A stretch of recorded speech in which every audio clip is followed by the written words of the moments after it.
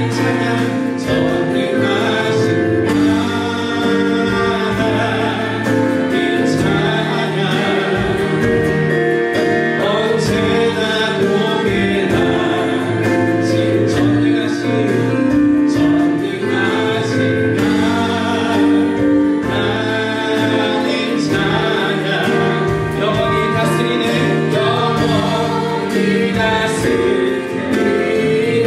아멘. 당신의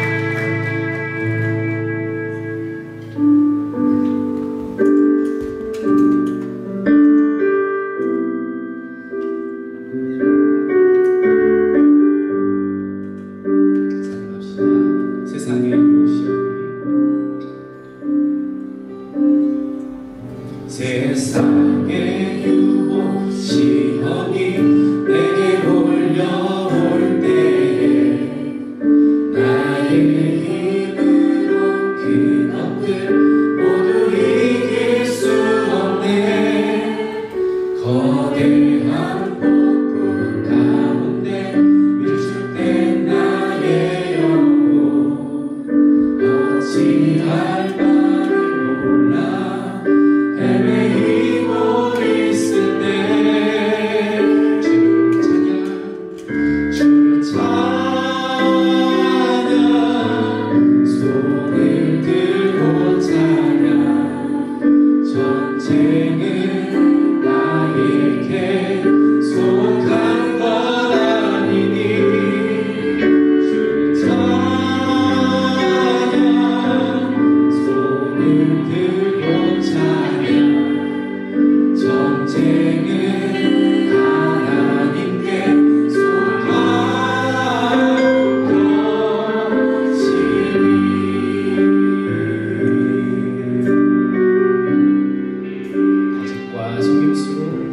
거짓과 속임수로 가득 찬 세상에서 어디로 갈지 몰라 머뭇거리고 있네. 주의 권세 잡은 자 지금도 우리들은 실패와 절망으로 넘어뜨리고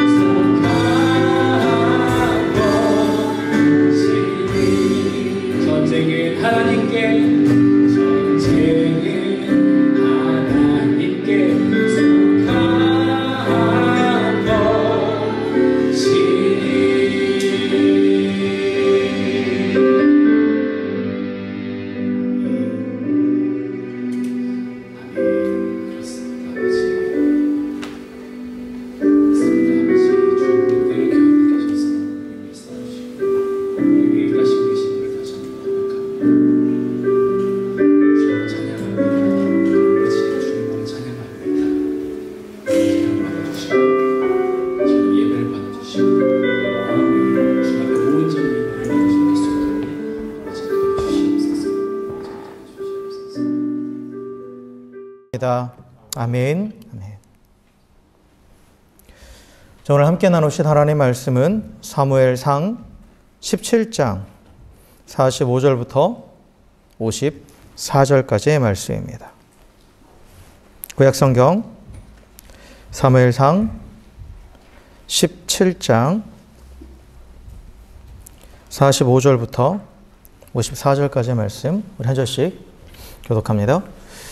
다윗이 블레셋 사람에게 이르되 너는 칼과 창과 단창으로 내게 나아오거니와 나는 만군의 여호와의 이름 곧 내가 모욕하는 이스라엘 군대의 하나님의 이름으로 내게 나아가노라.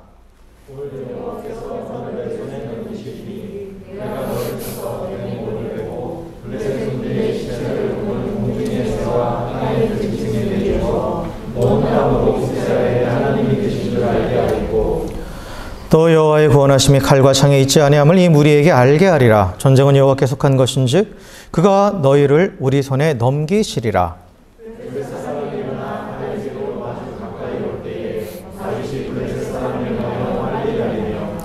손을 주머니에 넣어 돌을 가지고 물매로 던져 블레셋 사람의 이마를 치매 돌이 그의 이마에 박히니 땅에 엎드러지니라.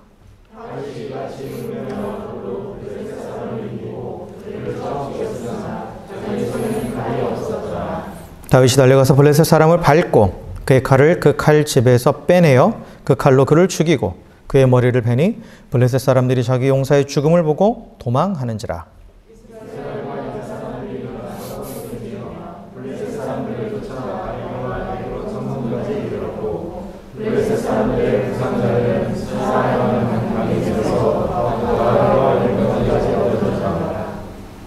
이스라엘 자손이 블레셋 사람들을 쫓다가 돌아와서 그들의 진영을 노략하였고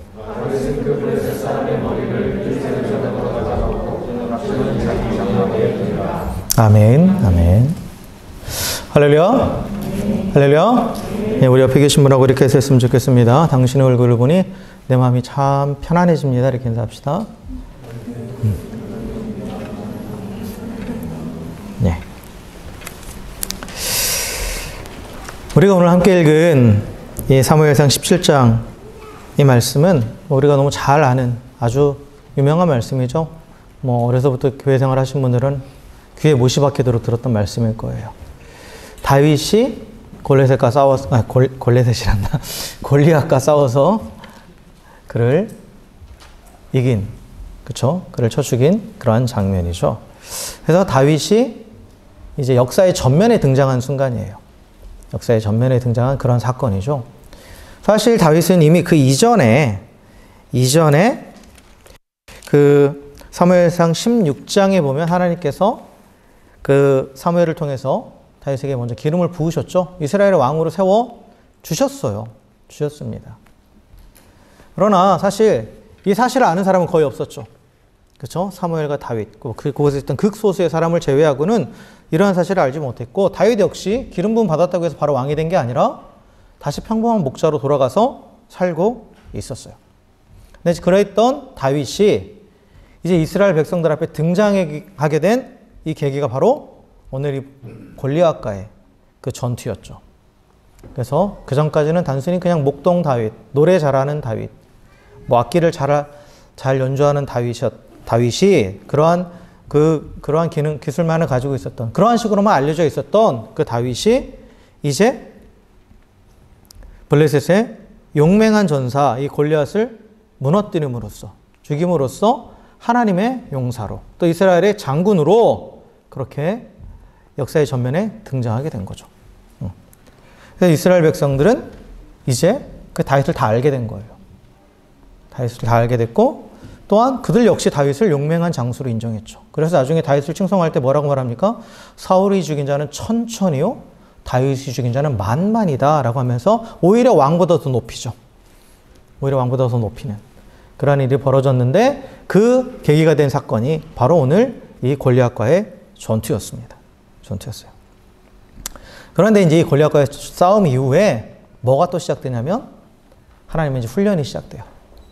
다윗을 온전한 이스라엘 왕으로 세우고자 하는 하나님의 훈련이 또한 동시에 시작이 되었죠. 어쨌든 오늘 우리가 본 이 본문의 말씀을 보면 다윗이 골리앗을 쓰러뜨릴 때 사용했던 무기는 돌멩이 하나였죠. 돌멩이 하나였어요. 그리고 물매라는 거. 물매라는 것이 뭐냐면 이렇게 가죽끈으로 돼가지고 중간에 이제 이렇게 뭐죠? 돌 같은 걸 얹어 놓을 수 있게 그렇게 되어 있고, 그걸 막 그 두 개의 끈으로 되어 있어서 막 돌리다가 한쪽 끈을 놓으면 돌이 날아가는 거죠. 이게 뭐의 원리죠? 네. 원심력의 원리죠. 원심력. 그래서 그 돌이 날아가는 그 속도, 인간이 그냥 팔로 던지는 것보다 훨씬 빠른 속도로 돌이 날아가서 그 적을 공격하는 그런 기술이죠. 그런 기술입니다. 그래서 다윗이 이 돌로 물매와 돌로 이 골리앗을 쓰러뜨렸어요. 근데 이제 눈에 보이는 무기는 이제 물매와 돌이었죠. 그러나 다윗에게 있었던 눈에 보이지 않는 무기가 있었습니다. 그게 뭡니까? 바로 만군의 여호와의 이름이죠. 만군의 여호와의 이름. 그래서 다윗은 나는 만군의 여호와의 이름으로 내게 나아간다. 너는 칼과 창과 단창, 눈에 보이는 그 무기로 나오지만 나는 물매를 들고 나간다 이렇게 말하지 않았죠. 나는 만군의 여호와의 이름으로 네 앞에 나아간다 라고 지금 그렇게 말하고 있어요. 그래서 만군의 여호와의 이름이 사실 가장 강력한 무기입니다. 승리를 확정짓는 가장 확실한 무기죠. 필승을 가져오는 무기예요. 우리 여기 계신 이제 남성분들 군대 다녀오셨잖아요. 그죠? 군대 갔다 오신 분들, 군대 가면 제일 먼저 그 고참들이 이등병한테 놀리는 게 있어요. 그런 경험 해보셨죠? 총 사왔냐고. 총 사왔냐고 막 그러잖아요. 그래서 그 이등병 때는 어리버리 하잖아요. 대한민국 이등병 되면 뭐 밖에서 뭘 했든 뭐 서울대를 나왔든 뭘 나왔든 다 바보가 됩니다. 그래서 다 어리버리 해가지고 고참이 하는 말이 다 진짜인 줄 알고 총을 사와야 됩니까? 막 그렇게 총 안 사왔다고. 그래서 어떤 경우 집에 전화해서 총살돈 보내달라고. 고참들이 그러죠. 빨리 가서 PX 가서 총 사오라고. 그렇게 이게 장난을 치죠. 그렇게 놀려요. 그렇게 놀립니다. 근데 원래 군대에 가면 무기는 누가 지급하게 돼 있어요? 군대에서 지급하게 돼 있죠. 나라에서 지급하게 돼 있어요. 나라에서 다 주는 거예요. 나라에서 다 주는 겁니다. 그래서 지금 다윗도 지금 군사로서 지금 이 적 앞에 섰단 말이에요. 근데 하나님의 군사로 섰잖아요. 하나님의 군사로 섰기 때문에 무기를 누가 지급해 주시는 거예요? 하나님이 지급해 주시는 거예요. 그래서 하나님이 다윗에게 가장 강력한 무기를 주셨죠. 만군의 여호와의 이름이라는. 그래서 이 만군의 여호와, 이제 만군, 이 만군이라는 말이 이게 무슨 뜻일지 여러분 만군의 여호와 하니까 그냥 그럼 만군의 여호와인가 보다 그렇게 하는데 이게 무슨 뜻이냐고 생각해 보셨어요? 만군, 천군, 만군. 이 만군이라는 말을 영어 성경 보시면 호스트라고 되어 있을 거예요, 아마. 호스트, 주인, 그런 의미로 해석이 되어 있어요. 주인. 그런데 이게 원어로 보면 이 만군이라는 말이 히브리 말로 체바오트라고 되어 있거든요. 체바오트. 이게 어떤 의미를 가지고 있냐면 하늘의 군대라는 뜻을 갖고 있어요. 하늘의 군대. 그래서 이 만군의 여호와라는 말은 하늘의 군대를 가지고 계신 하나님, 그런 의미예요. 하늘의 군대를 가지고 계신다라는 거예요. 그래서 이 군대라는 것은 결국은 통치의 수단이거든요. 다스린다라는 의미를 갖고 있죠. 그래서 이 만군의 여호와라고 했을 때, 만군의 하나님이라고 했을 때는 하늘과 땅을 다스리시는 통치자 하나님, 그리고 그의 군대를 가지고 다스리시는 하나님, 그런 의미로 우리가 그렇게 해석할 수가 있습니다. 그리고 이름이라는 거, 이름, 만군의 여호와의 이름이라고 했잖아요. 이게 무기라고 해서 이름은 무엇을 의미하느냐? 존재를 나타내요. 우리에게도 이름은 어떤 의미를 가지고 있어요? 제 이름이 이제 김명용인데 발음하기 힘들잖아요, 제 이름이.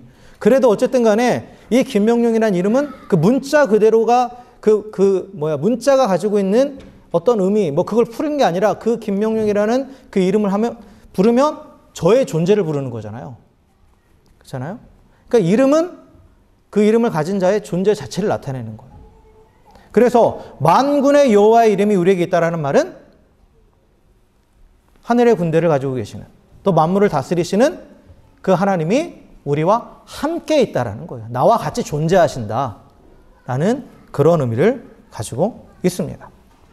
그래서 하나님이 우리와 함께 하신다는 말은 다시 말하면 아까 만군의 여호와, 하늘의 군대를 거느리신 하나님이 나와 함께 하고 계신다. 그 하늘의 군대가 나를 둘러싸고 있다는 거예요. 이 내용이 어디 나오냐면 열왕기하 6장 15절부터 17절에 보면 어떤 일이 있냐면 이스라엘에 엘리사라는 선지자가 있었어요. 근데 하나님께서 이 엘리사에게 계속해서 이스라엘의 적군들이 이스라엘을 어디로 쳐들어올 것이고 어디에 그들이 작전을 하고 있고 이런 것들을 하나님께서 가르쳐 주셨어요. 그래서 엘리사가 그것을 왕에게 다 가르쳐 줘요. 그러니까 이 적군들의 입장에서는 속된 표현으로 이제 미치고 환장을 노리시죠. 그리고 영문을 모르는 거예요. 우리 중에 스파이가 있나 보다. 그렇지 않고서야 어떻게 우리의 이 사정을 속속들이 다 아느냐라고 했을 때 그 신하들 중에 누군가 그에게 얘기해요. 그렇게 얘기해요. 엘리사라는 선지자가 있어서 그 선지자가 왕에게 다 가르쳐 줍니다. 라고 얘기해요. 이스라엘에 있는 엘리사라는 선지자가. 그러니까 그 적군들이 그 대적하는 그 이방의 왕이 안 되겠다. 그럼 엘리사부터 없애자. 엘리사부터 없애자라고 해서 당시 엘리사가 머물고 있던 도단이라는 성읍을 군대들이 다 포위를 해버려요. 다 포위를 해버립니다. 그러니까 큰일 났죠. 큰일 났어요. 그러니까 그와 같이 있었던, 엘리사와 같이 있었던 엘리사의 비석격인 이제 그 게하시라는 사람이 이제 성 밖을 내다보니까 수많은 군대가 둘러싸고 있는 거예요. 그러니까 당연히 두렵죠. 큰일 났다고. 엘리사에게 가가지고 선생님 우리 큰일 났습니다. 지금 수많은 적들이 우리를 지금 둘러진치고 있습니다. 라고 했을 때 그때 엘리사가 16절에 보니까 열왕기하 6장 16절에 보니까 두려워하지 말라. 우리와 함께한 자가 그들과 함께한 자보다 많으니라 라고 이렇게 말해요. 그리고 나서 17절에 보면 기도하여 이르되 여호와여 원하건대 그의 눈을 열어서 보게 하옵소서 하니 여호와께서 그 청년의 눈을 여심해 그가 보니 불말과 불병거가 산에 가득하여 엘리사를 둘렀더라 라고 이렇게 기록되어 있어요. 그냥 사람의 눈에는 인간의 군대만 보였잖아요. 그런데 하나님께서 그 영적인 눈을 열어주시니까 뭐가 보인 거예요? 하나님의 군대가 보인 거예요. 하나님의 군대. 그러니까 만군의 여호와께서 그 이름으로 그 존재가 만군의 여호와께서 우리와 함께 하신다는 뭐냐? 하나님이 나와 함께 하시는 것은 이게 그런 의미가 아니에요. 그 하나님의 군대가 나를 둘러싸고 있다는 거예요.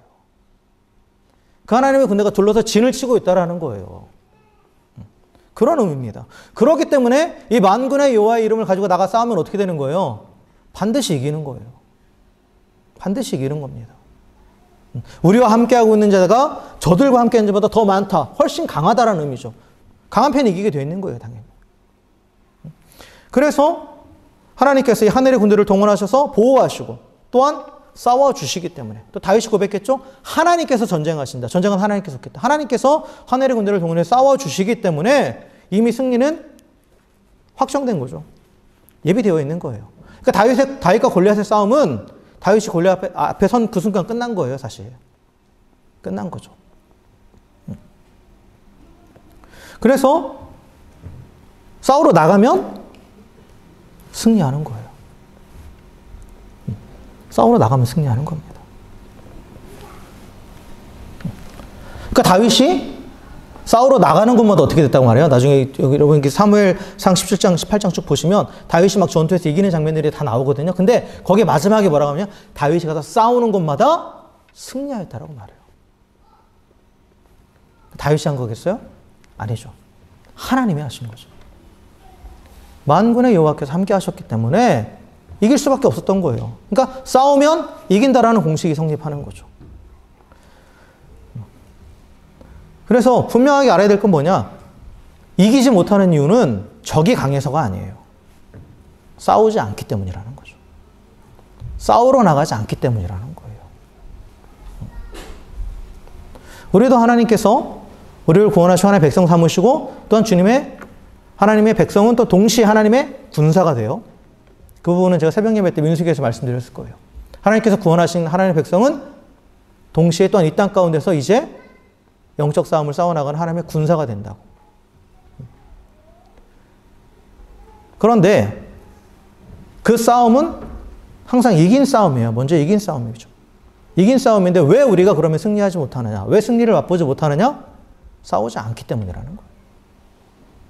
싸우지 않기 때문이라는 거죠. 그러니까 적이 강해서가 아니에요. 내가 싸우려 하지 않기 때문이에요. 왜 우리는 싸우지 못하는가? 왜 싸우러 나가지 않는가? 이게 이제 사단의 전략인 거예요. 사단은 알아요. 만군의 여호와의 이름으로 우리가 싸우러 나오면 당연히 자기가 진다라는 걸 알고 있어요.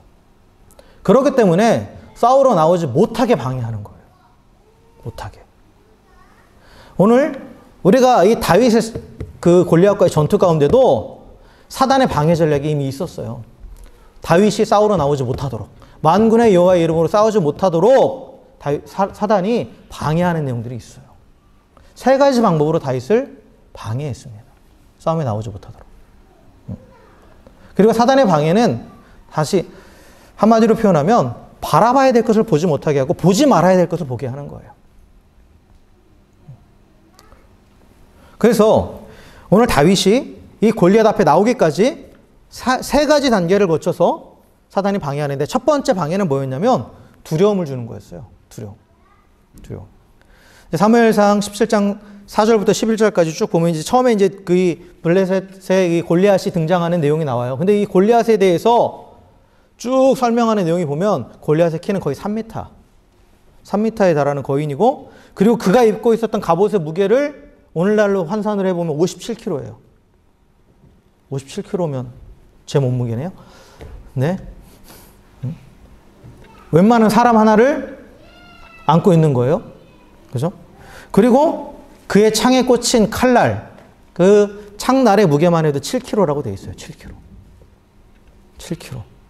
그러니까 어마어마한 거죠. 그러니까 키만 크고 등치만 큰 게 아니라 힘도 어마무시했다라는 거예요. 어마무시했다라는 거죠. 그리고 그는 놋갑옷, 놋투구를 썼다고 그렇게 되어 있어요. 당시는 청동기 문화였거든요. 청동기 문명이에요. 철기가 아직 발달하기 전이었어요. 그래서 그 철병거를 가지고 있는 거는 대단한 거예요. 근데 대부분의 군사들은 뭐 갑옷을 이렇게 갖추고 있던 군사들도 거의 없었고, 그리고 장수들이 갖추고 있는 갑옷은 다 놋으로 만든 거였어요. 놋으로 만든. 그래서 가지고 있던 힘도 처음부터 강하고, 그리고 가지고 있는 무기도 강력한 무기예요. 그러니까 누가 봐도 골리앗을 이길 수 없죠. 그러니까 이스라엘 백성들이 골리앗이 나와서 약 40일 동안 맨날 조롱을 하거든요. 하나님을 조롱하고, 그 다음에 이 이스라엘을 막 조롱해요. 그래도 누구 하나 나서지 못해요. 두려움이 다 그들을 억눌렀던 거죠. 두려움에 휩싸인 거예요. 온 이스라엘 진영이. 다 두려웠어요. 당시 이스라엘 초대왕이었던 사울왕도 사실 그 육체적인, 피지컬적인 면에 기록되는 걸 보면 다른 사람보다 머리가 하나 더 있었다라고 그렇게 표현되어 있어요. 그러니까 그 사울도 체격이 건장한 사람이었어요. 용사였어요. 사울도. 근데 그러한 사울조차도 어찌할 수 없는, 그러니까 눈으로 봐서는 도저히 내가 이길 수 없다라고, 그런 두려움에 휩싸일 수밖에 없는 그러한 존재였다라는 거죠. 그러니까 이 두려움이라는 거, 이 두려움이라는 게 우리를 싸움에 나가지 못하게 하는 거예요. 두려움이라는 게. 두려움이 눈앞을 가리면 하나님이 보이지 않는 거죠. 그러니까 이스라엘 백성들은 이제 골리앗만 보이는 거예요. 하나님은 보이지 않는 거죠. 그러니까 아예 싸우지를 못하는 거예요. 그러나 다윗은 달랐죠. 다윗은 달랐어요. 다윗은 이 두려움이라는 것이 그를 사로잡지 못하도록, 그는 골리앗에게 시선을 집중한 게 아니라 누구에게 시선을 집중했어요? 하나님께 시선을 집중했죠. 그리고 내가 믿는 하나님은 저런 골리앗과 같은, 저런, 여기 이스라엘의 표현으로 말하면 개만 또 맡은 이방인에게 저렇게 모욕당할 뿐이 아니다. 그러면서 분노하죠. 분노해요. 그는 하나님을 바라보고 하나님께 자신의 시선을 집중하고 있기 때문에 골리앗은 보이지 않는 거예요. 두려움이라는 것이 우리에게 주는 효과는 뭐냐면 내 앞에 문제나 내 앞에 적을 과대평가하게 만들어요. 그리고 하나님을 과소평가하게 만듭니다. 나는 물론이고 하나님도 과소평가하게 만들어요. 그러니까 도저히 싸울 생각을 못하는 거예요. 우리가 하나님을 과소평가하는 이유는 뭡니까? 신뢰하지 못하기 때문이죠. 신뢰하지 못하니까 과소평가하는 거예요. 왜 신뢰하지 못하죠? 하나님을 모르니까 그래요.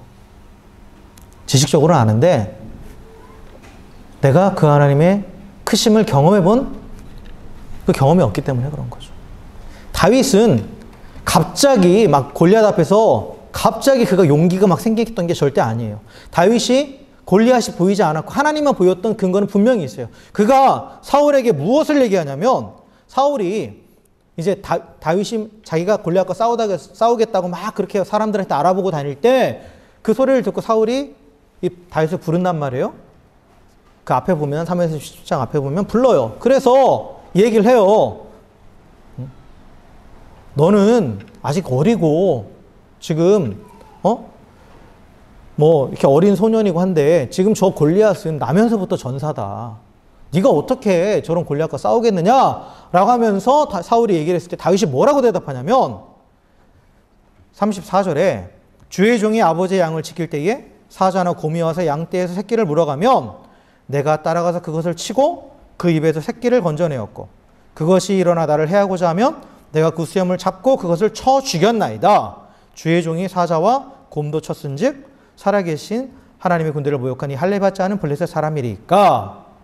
마지막에 여호와께서 나를 사자의 발톱과 곰의 발톱에서 건져내셨은즉 이 블레셋 사람의 손에서도 건져내시리이다 라고 이렇게 고백한 거예요. 그러니까 다윗이 갑자기 하나님에게서 막 용맹이 바래진 게 아니라 그는 경험을 했거든요. 사자의 이빨에서, 곰의 이빨에서 나를 건져내신 하나님. 나는 그걸 경험했다라는 거예요. 그러니까 지금 저 골리앗 아무것도 아닙니다 라는 거죠. 다윗은 하나님을 아는 사람이었어요. 그리고 그 하나님께 자기의 시선이 집중되어 있던 사람이죠. 그러니까 골리앗이 보이지 않고 두렵지 않은 거죠. 두렵지 않은 거예요.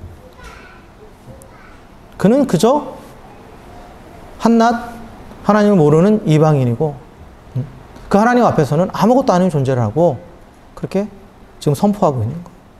그러니까 전능하신 하나님을 온전히 신뢰하면서 담대히 나아갔던 거죠. 아무 근거 없이 그냥 만용을 부렸던 게 절대 아니라는 거예요. 막연한 기대도 아니었어요. 확신이 있었어요. 왜요? 경험했기 때문에. 여러분, 큰 믿음은 우리가 사실 믿음이라는 걸 척도를 정하기는 좀 그렇긴 한데 우리가 흔히 말하는 큰 믿음은 어느 날 갑자기 생기지 않아요.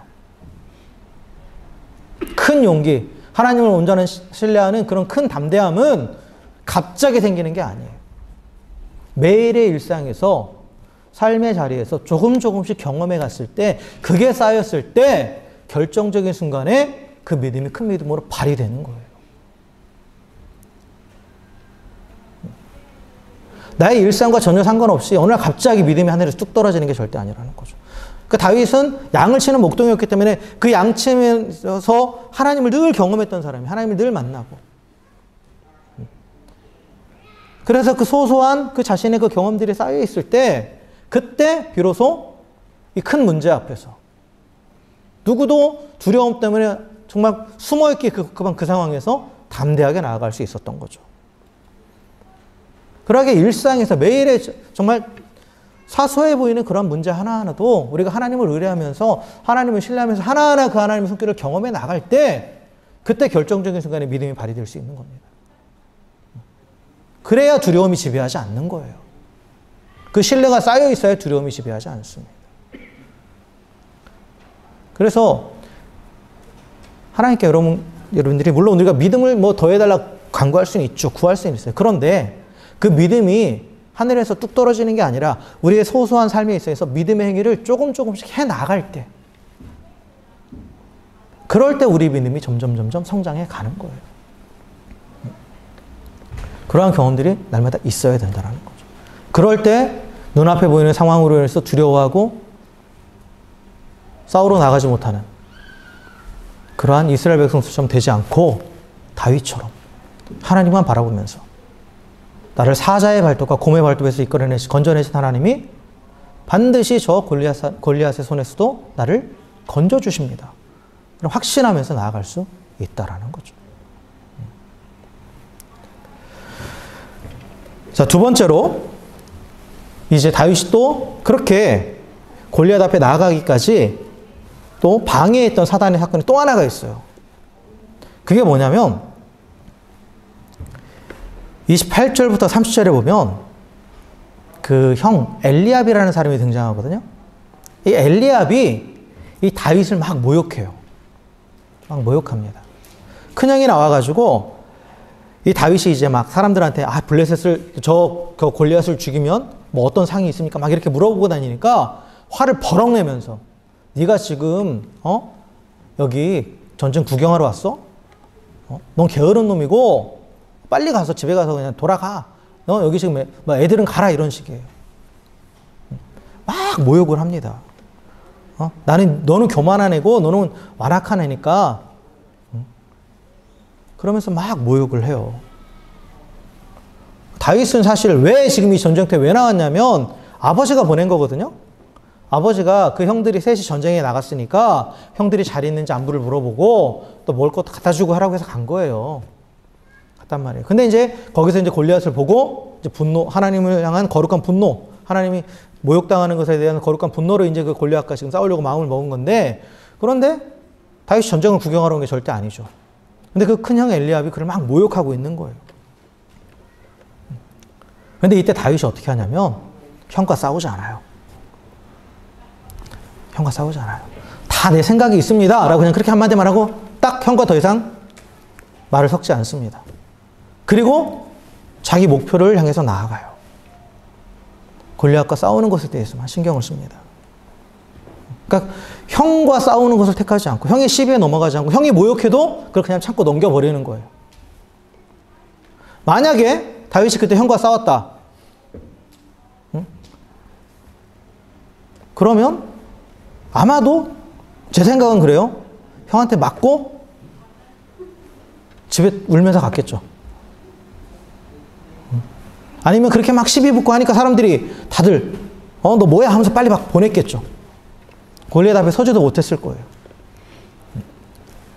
다윗은 알았어요. 내가 지금 싸울 대상이 형이 아니라 골리앗이라는 걸 알았다라는 거죠. 그래서 형과 쓸데없이 싸우지 않고 자신의 적인 골리앗을 향해 나아갔어요.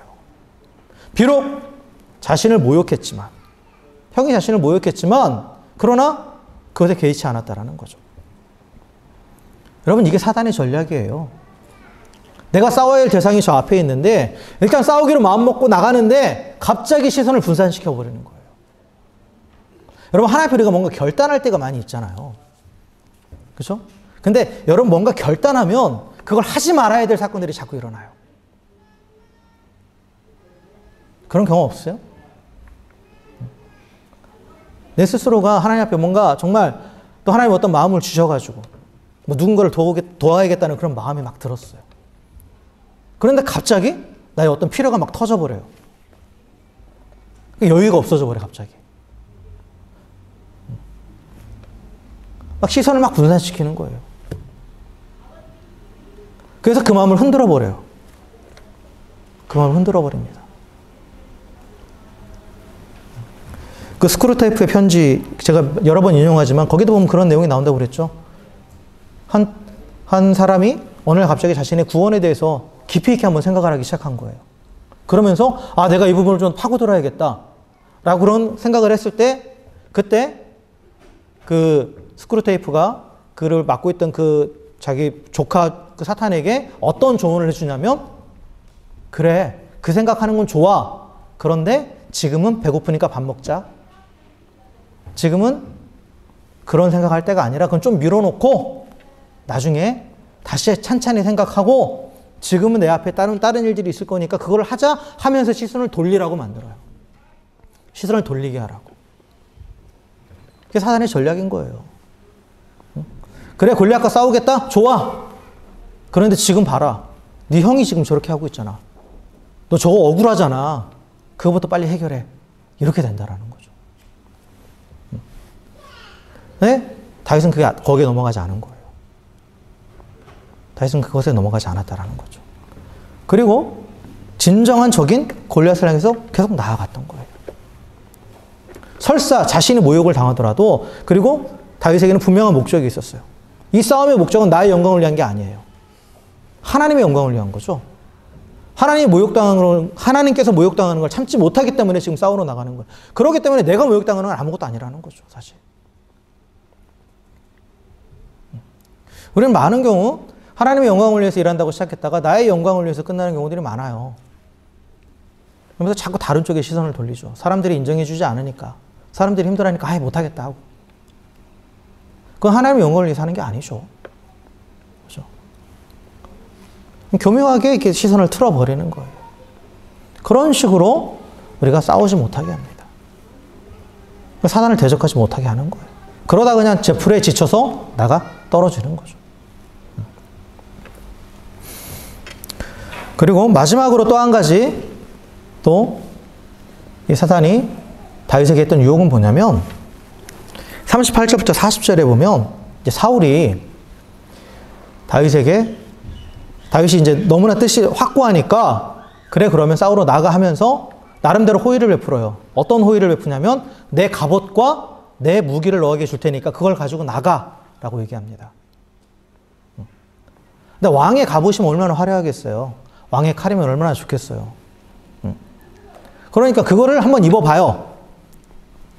입어봅니다. 그러다가 바로 알았죠, 다윗은. 나한테는 안 맞는다. 나한테 맞지 않는다. 왜냐하면 사울도 말씀드렸지만 기골이 장대한 사람이었기 때문에 그 사람에게 맞춰진 갑옷, 그 사람이 들고 다니는 칼, 다윗은 보니까 보통 최고의 사람이었던 것 같아요. 맞지 않는 거죠, 당연히. 나한테 안 맞는다라는 거 알았어요. 그러니까 그걸 어떻게 해요? 과감하게 버리죠. 과감하게 버려요. 그리고 자기에게 익숙한 것. 그것을 가지고 싸움에 나가고 무엇보다 또 뭘 가지고 나갑니까? 만군의 여호와의 이름을 가지고 나가죠. 이게 마지막 사단의 전략이에요. 우리가 하나님 뜻을 따라 살겠다라고 또 사단과 그 악한 세력과 싸우겠다라고 결단을 했을 때 다 좋아. 그러면 너에겐 무기가 필요해. 이러이러한 것을 갖춰야 돼. 저 사람 봐. 저거 있잖아. 너도 저거 있어야 돼.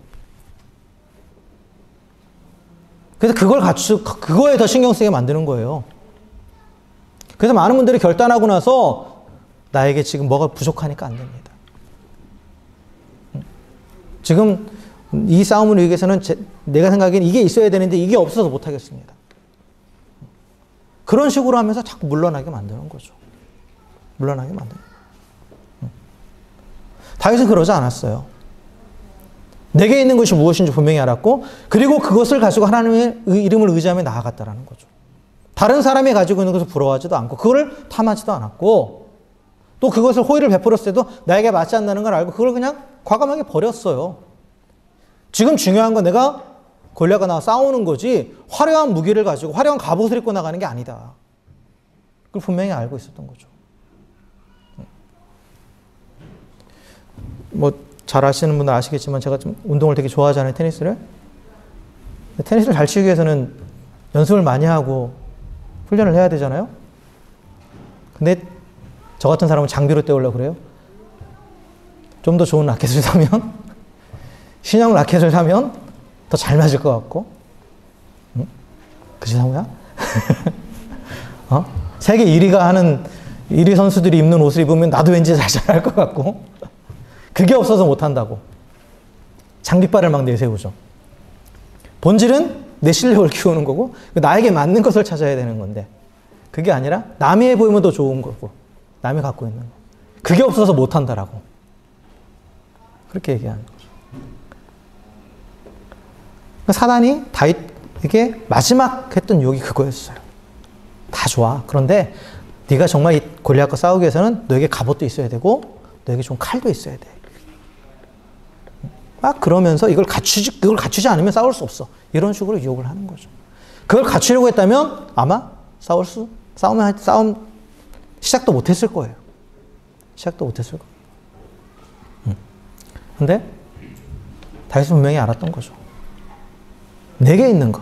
하나님이 내게 주신 것이 있고 그리고 만군의 여호와의 이름이 있기 때문에 나는 부족한 게 없다. 싸우러 나가는데 부족함이 없다라는 거예요. 부족함이 없다.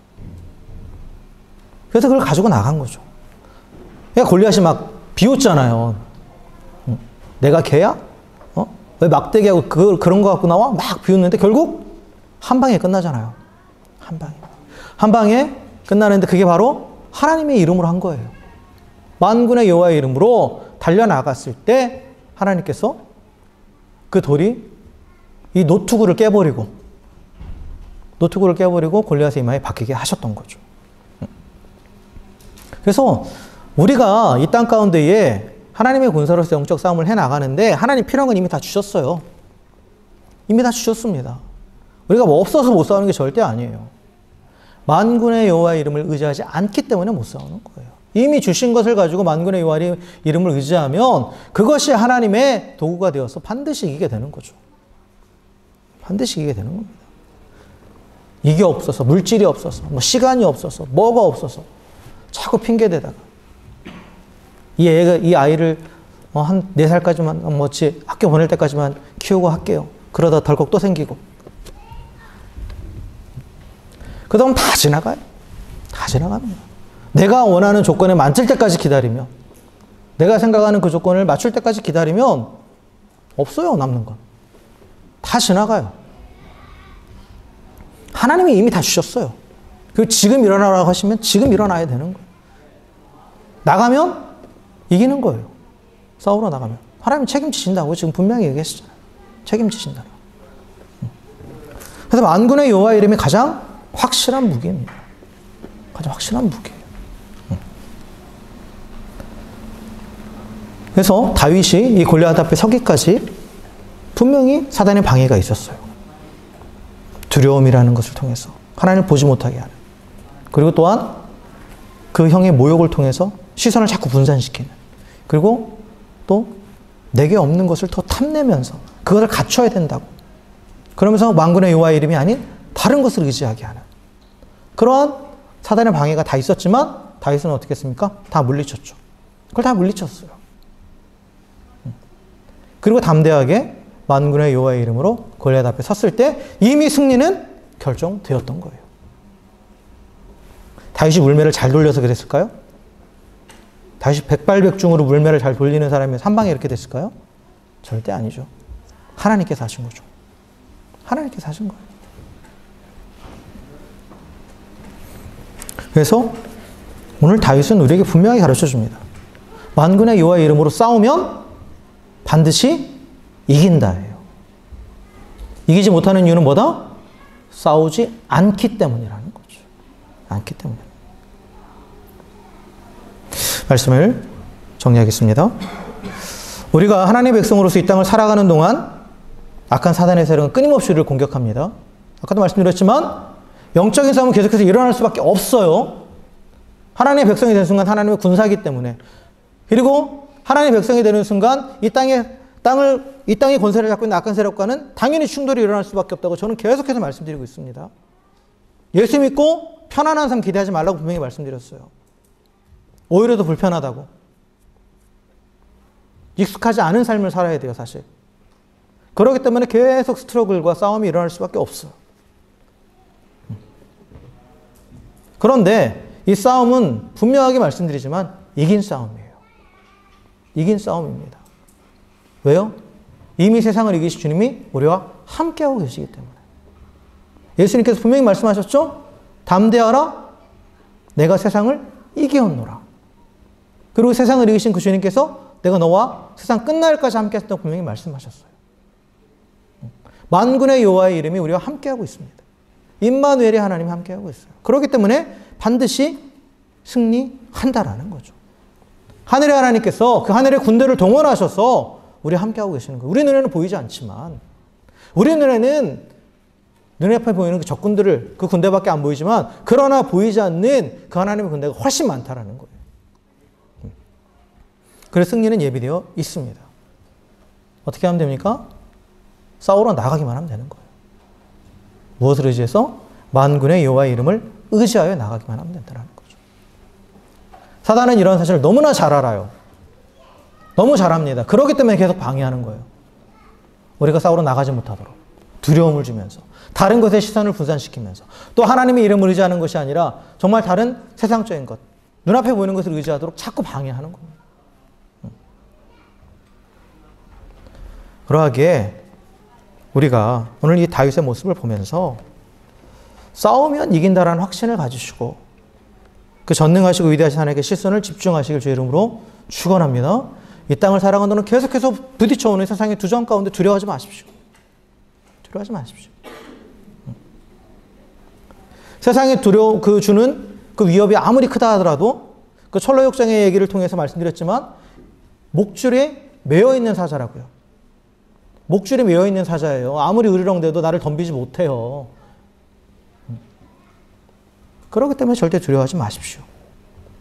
함께 하시는 하나님을 신뢰하며 나아가십시오. 그리고 진정으로 내가 대적해야 될 대상이 때로는 하나님께서 그 사단이 사람을 통해서 막 그렇게 공격할 수가 있어요. 근데 그게 아니라 진정 그 뒤에 있는 이 악한 권세를 이 악한 권세들임을 하나님을 대적하는 사단의 권세임을 잊지 마시고 그래서 우리의 싸움의 대상이 이 땅 가운데 권세 잡고 있는 악한 세력들임을 잊지 말고 그리고 나의 영광이 아니라 하나님의 영광을 위해 싸워나가는 그런 우리가 되길 주의 이름으로 축원합니다. 그리고 눈앞에 보이는 것이 아니라 하나님이 이미 주셨다라는 것. 이미 다 주셨고 이기게 하신다라는 것. 그 사실을 확신하며 담대하게 싸움에 나아갈 때 골리앗과 같이 당장 죽일 듯이 위협하던 그 사단의 세력은 한순간 무너져 버릴 것이고 하나님께서 예비해 두신 승리의 기쁨을 누리게 될 줄 믿습니다. 전쟁은 하나님께 속한 것입니다. 할렐루야. 우리 사실을 믿으면서 오늘도 또한 앞으로도 계속해서 우리의 영적 싸움의 자리에 담대하게 나아가서 승리함으로 하나님의 영광을 나타내고 또 그 가운데 주시는 그 승리의 기쁨을 맛보며 살아가는 우리 모두가 되기를 주의 이름으로 간절히 축원합니다.